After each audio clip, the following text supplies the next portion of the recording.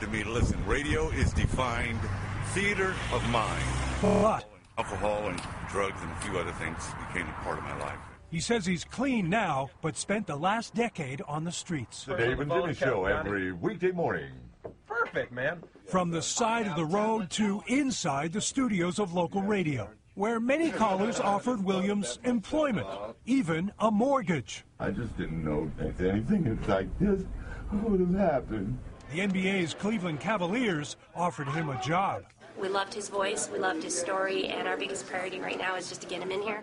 But before Ted Williams did anything else, he paid the Today Show a visit first thing this morning and helped get our day started in the voice booth. Now that's a set of pipes.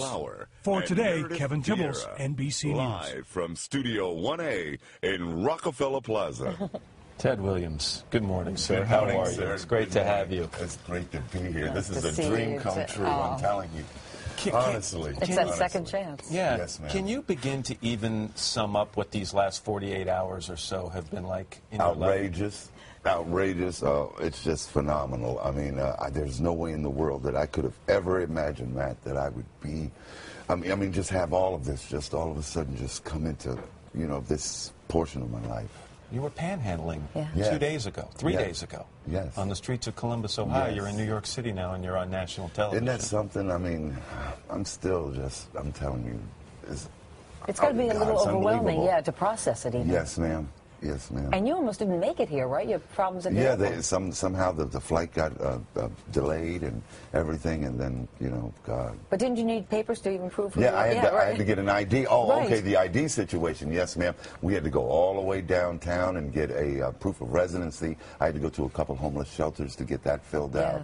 And then I had to get a court injunction to, prove who I was, date of birth and all, because I didn't have any ID or nothing. Well, I mentioned New York's your home, right? Yes, Brooklyn, New York. Brooklyn, New York. Yes, right in the Bedford-Stuyvesant area. I was born and raised. How long has it been since you've been here and been in contact with some family members? 1986 was the last time I actually set foot right here. I watched a ball come down. I took the mother of my two boys, and we came in, and this was the first time she had ever been here, and I was doing fairly well then.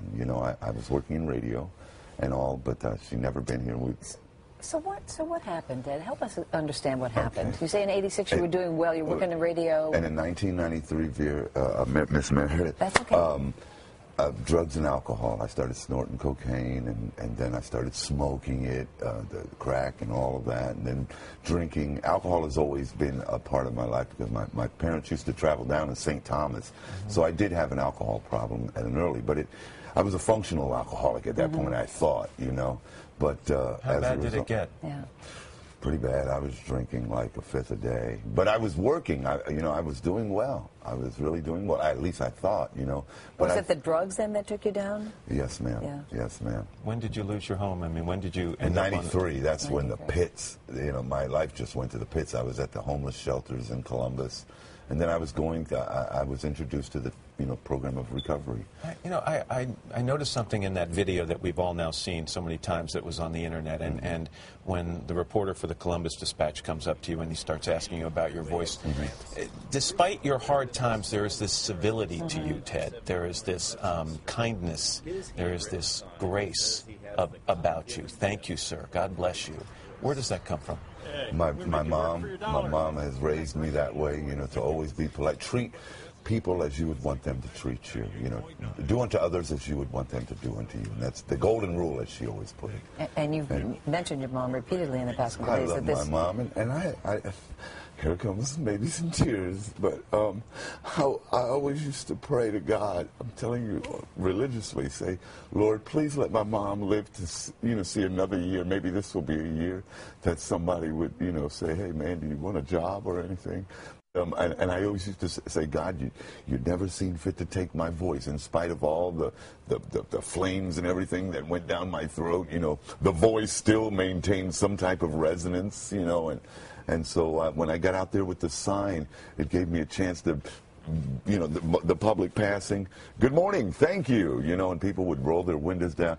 Then it became a situation where the same people that would give me money, they would just come by just to see if I was still there so that they could hear me say, you know, listen to more of the best music, and I started using local talents. So your mom has lived long enough to see what is going to be, we hope, redemption. And I hope you understand what I said. Meredith and I were talking before the show, and we both worry a little that a lot is happening very quickly. And some people might find that hard to deal with. And so are you emotionally ready to accept this second chance, to do the right things with this second chance? This time around, Matt, I have a God. You know, a God of my understanding in my life, and acknowledging him on the daily basis, which I've been doing this past year, because I was ready to mark 2010 as another year wasted, until I realized that in 2010 I found a new sense of spirituality. Now, I'm not saying I've become this, you know, born-again type person to where I'm going around, but I do want to say that the difference between my successes of years gone by, I didn't acknowledge the Lord or thank him for anything before, you know, and I've had some great opportunities of emceeing various venues and having a great time with all the perks that radio had, you know, but I never not once said, oh, Lord, thank you for this, or thank you for another day, or forgive me for this or that. But this time around, I'm acknowledging him in all my ways. So you think you can make it?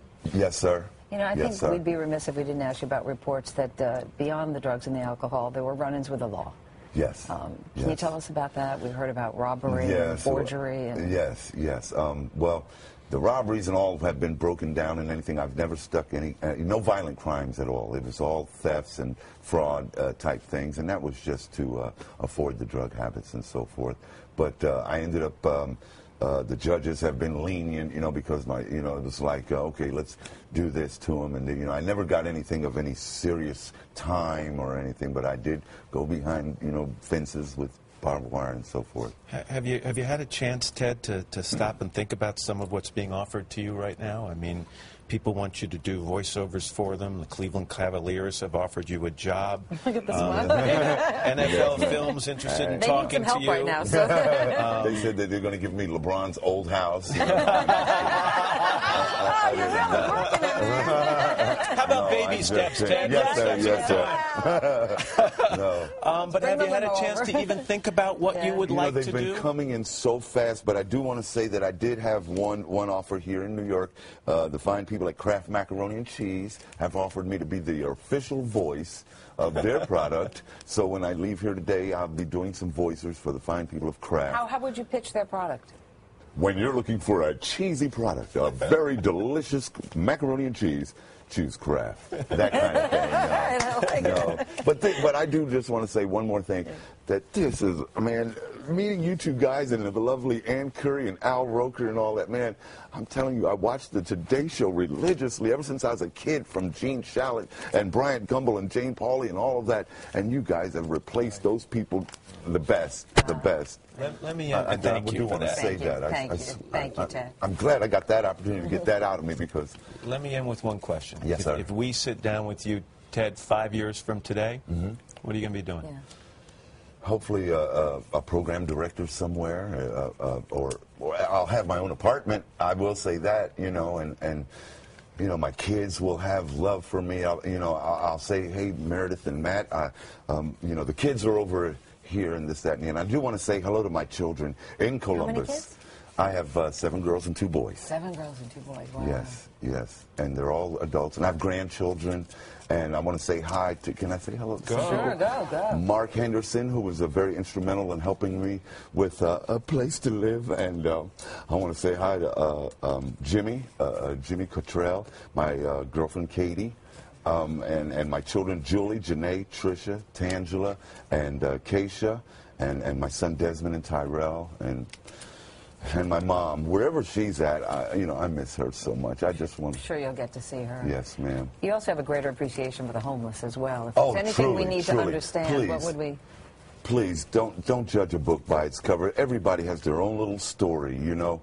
And you know, the next time, if you're going to give to any homeless person, give from the heart and not give and then say, oh, I know they're not going to do nothing but use it for drugs and alcohol, because that's not always the case. And I want to say hi to Al Battle, who's handling, that gentleman standing right behind camera. He's the one that's handling all of the fielding all of the calls that's coming in, because like you said, Matt, they're coming in by the dozens, and I don't know which one to choose and which one's a right one, which one's bogus or anything. I'm just thankful to be here, and I'm taking it one step at a time. Well, you should. And it's the Today Show. I just got to take advantage of all of this. Thanks, you know. Ted, so much. Thank you so much. Good luck. God all bless right, both congratulations. We'll see you in 5 years, right? Yes, You're ma'am. the program director. Yes, ma'am. And we're working for you. No, God. Remember us. Yes, I will. Okay. Yes, I will. Just say, let's get a check of the weather from Al now. Go ahead. And now it's time to get a check at the weather with Al. You know,